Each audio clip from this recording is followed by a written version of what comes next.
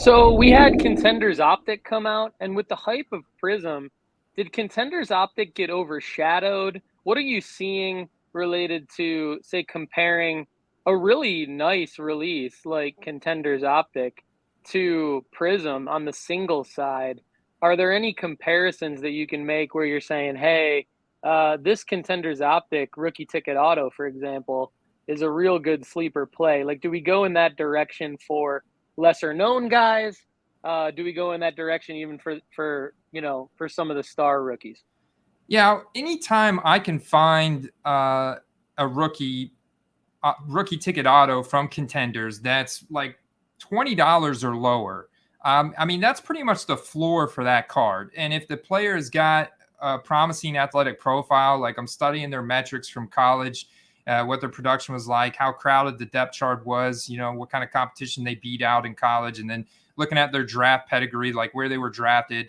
And even if they're buried on the depth chart, like I look at a guy like Josh Palmer on the Chargers, who's wide receiver 3 behind Keenan Allen and Mike Williams. But when Keenan Allen missed time, Josh Palmer lined up in the slot and took snaps for Keenan Allen and was productive. He won against, defenders and made some really nice plays. When Mike Williams missed time, they put him on the outside and he wins out there. He's the guy that Justin Herbert has gone on record saying that this guy has showed up early for practice. He's stayed late. He's ran routes for me in the field.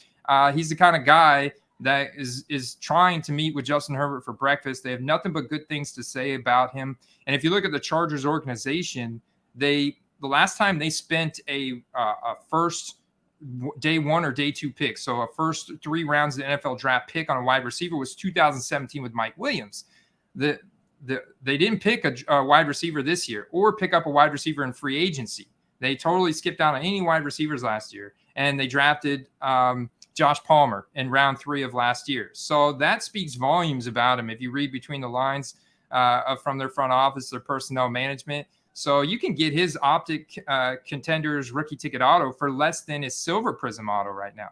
And if I can get that card in auction for around $20, just because it kind of blends in with the regular rookie ticket autos, I see this every year. Like last year for Jerry Jeudy, I was buying his Optics Contenders rookie ticket auto in the silver variation.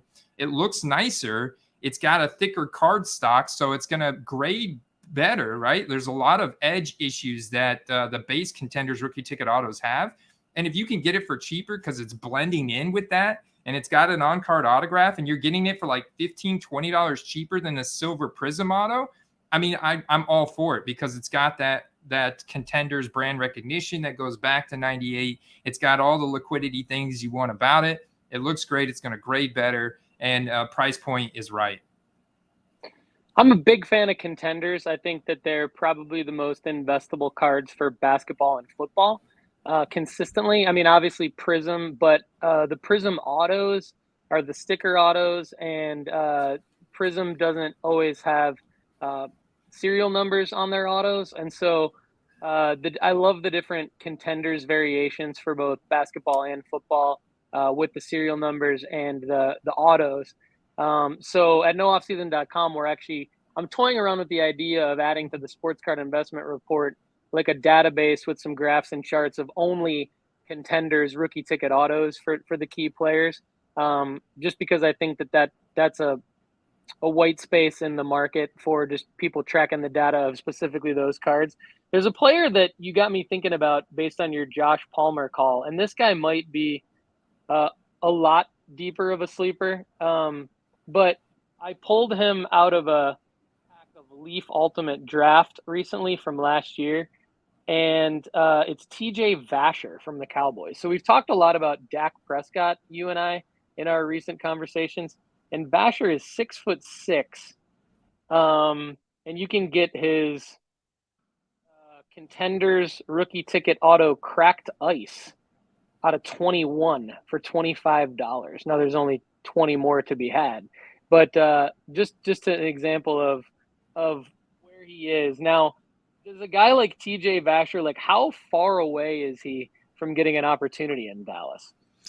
Well, TJ Vasher, yeah, you'd have to put him as like a wide receiver 4/5 because they've got another big guy they spent. So TJ Vasher, undrafted here from Texas Tech last year, which in a way, if you can get his rookie ticket auto for like 10, $15, if he were to break out, that card could go up to as high as like $100 from one game, because we saw that happen with D'Ernest Johnson. We see that happen with undrafted guys because Panini doesn't print them in hardly anything, right? They don't get printed in Prizm. They don't get printed in all these main sets. They get that contender rookie ticket auto and then probably college product. So, but you're going to have to put him obviously behind CeeDee Lamb. You're going to have to put him behind James Washington. They just picked up from the Pittsburgh Steelers. They're going to have to put him behind Jalen Tolbert, who they just spent a third-round pick on, who's got pretty impressive college numbers. And then Simi Fehoko is another, like, he's like 6'4", 6'5". He's a big guy. They spent like a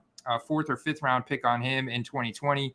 He's still on there. I do like the breakout age of TJ Vasher at 19. So meaning he started contributing for Texas Tech when he was 19 years old in like a meaningful way, more than 10% of the offensive production for the school. But yeah, I mean, his senior year had 227 receiving yards and 46% catch rate, 10% target share. So nothing's jumping off the size, and he didn't run very fast on his pro day. He only ran a 4.57 at the combine. So his overall height adjusted speed score is only a 65th percentile. But I like the scarcity that you get baked into that rookie ticket auto. Yeah, that's about as deep of a penny stock as you could possibly go, and it doesn't sound like he could be the next Marcus Colston. But I figured I'd ask you about him, and of course you've got all the data, so I love it. All right.